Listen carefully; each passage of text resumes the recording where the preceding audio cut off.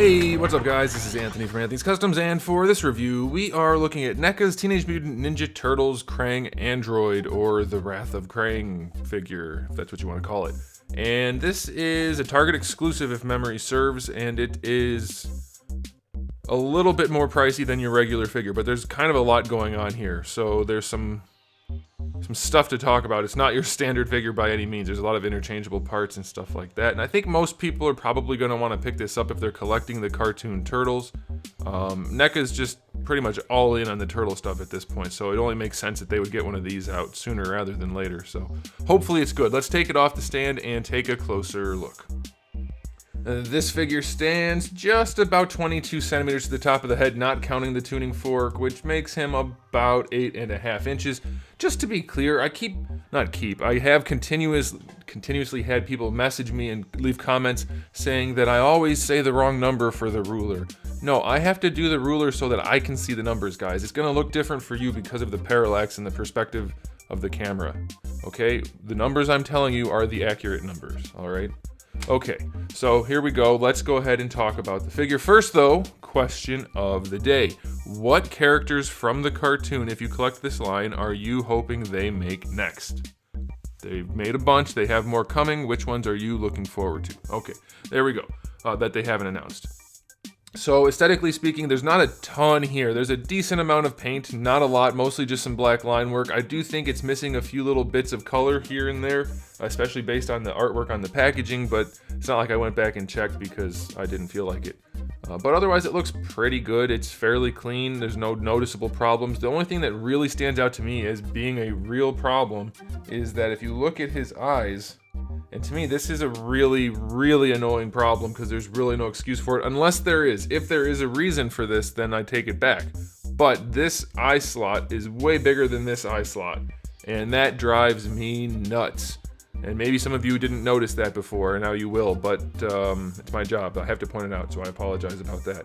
But that drives me nuts, all right? And then this is in the cartoon styling, so there's no real shading on it. We just have the two-tone. We have the darker tan and then the lighter tan, and that's pretty good. It does seem like they used the wrong color for the head, though, as you can see back here. Well, maybe you can't tell on camera, but the darker color back here does not match this one. It's almost imperceptible from the front, so that's a little bit strange. But they did a decent enough job everywhere else, so that looks okay. Didn't do it on the diaper, or the hands, or the feet. It looks okay.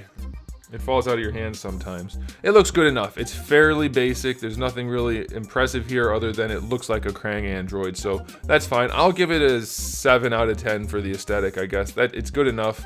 KRANG is a slightly different KRANG than before. The arms are interchangeable. If you want to put it in the old KRANG walker or something, you can do that, but it looks fine. It looks like the old one, so it looks okay. Now, as far as accessories go, this is where we really have a bunch. I'm not going to count the KRANG himself or the Android himself as an accessory. They go hand in hand as far as I'm concerned. But we do have the two open hands that come on him in the package. Then we have some clenchy hands and some gripping hands. And then we have some, I guess, Morning Stars. Is that what these are? The mace on the chain, whatever, the spike balls on chains, you have those. Then you have an axe, then you have like a saw that spins, and then you have a couple of little gun blaster thingies, and those all just swap out with the hand, so that's pretty cool. You have a baby shredder with a few points of articulation, so that's okay. You get his shower cap, his soap necklace, and then also a bath towel. That's for a particular scene if you want to recreate that. And then lastly, not quite lastly, I lied, you get a blueprint for KRANG, and I didn't open the package. And another thing, I'll tell you what that is in the photos.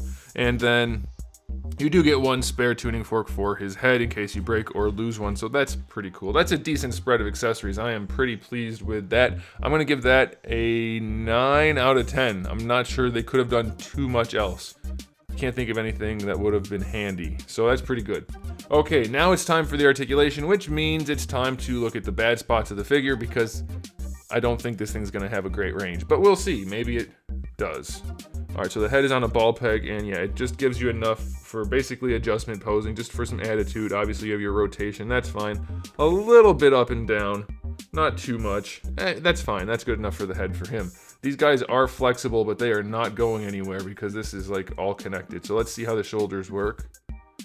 Oh, you can get them out pretty far. That's not too bad. I'll take that. And then the rotation. Yeah, you know what? With a little bit of flexing that shoulder pad, you can raise the arms pretty well. It's not like you're gonna be doing Spider-Man poses, but that is okay. No bicep swivel. We have a single jointed elbow right here, which is working nicely. No stuck joints so far. A little bit less than 90 degrees, but you do get your rotation out of that. Not going to be a ton of range, but it will be there, so that's okay. And then the wrists, of course, have a swivel and a hinge. I do believe, yes, all of the hinges are your standard hinges, so the weapon holding hands, even though he doesn't have anything to hold really, just your standard hinge. Now this does pop off right along the top part of the yellow to get KRANG in and out. That doesn't affect the articulation because down here is where you have your waist twist, which is pretty cool, so that's good. And then for the hips, we have the ball peg hips, which give you pretty decent range out to the side. Mine has red on it, so hopefully you guys don't have that problem from the diaper. But decent range out to the side going, oh, mine got red on this part too.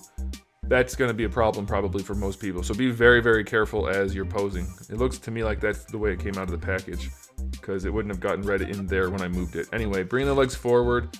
This is a soft diaper, so you can do it, and it does seem to flex okay, but you're going to not need that much range for this guy anyway. So I think it's actually okay that that's what you get.